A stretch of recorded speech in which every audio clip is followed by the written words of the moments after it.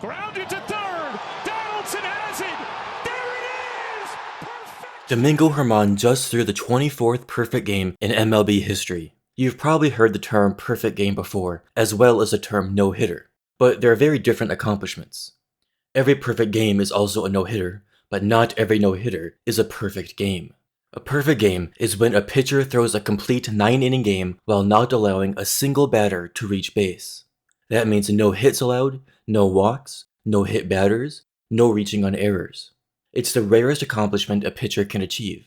By comparison, there have been 319 no-hitters thrown in MLB history, compared to just 24 perfect games.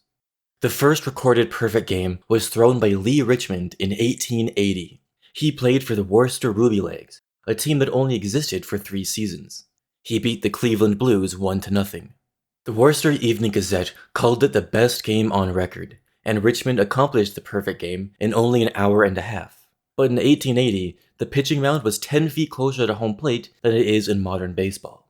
Also, walks consisted of 8 balls rather than 4, and every pitcher had to throw sidearm. The first perfect game under modern rules was tossed by Cy Young. Cy Young was one of the best pitchers of all time. Every year, the top pitcher from the American League and the National League are each given the Cy Young Award in his honor.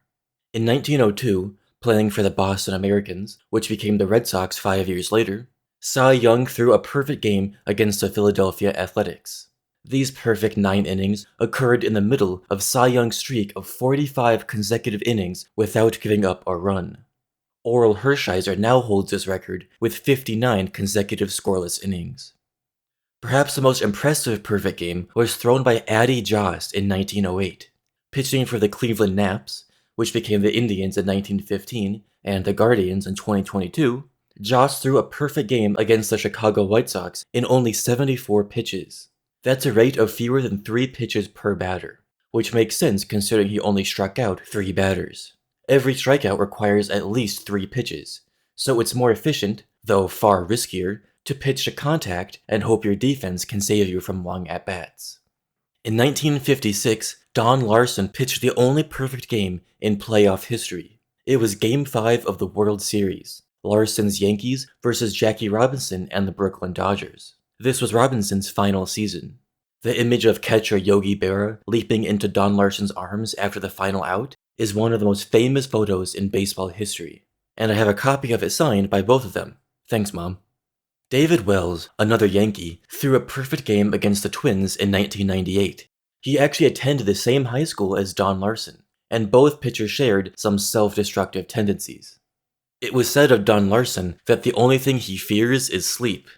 As for Wells, he was apparently suffering from a raging, skull-rattling hangover and pitched half-drunk the day of his perfecto.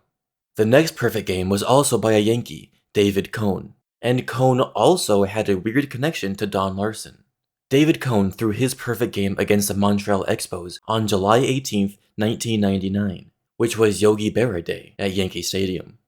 Don Larsen threw the ceremonial first pitch that day to Yogi Berra. This makes Don Larsen the only perfect game thrower to later attend another perfect game. Randy Johnson threw his perfect game at the age of 40 years and 256 days, making him the oldest pitcher to ever throw a perfecto. He's also the tallest to ever do it, at 6 feet 10 inches.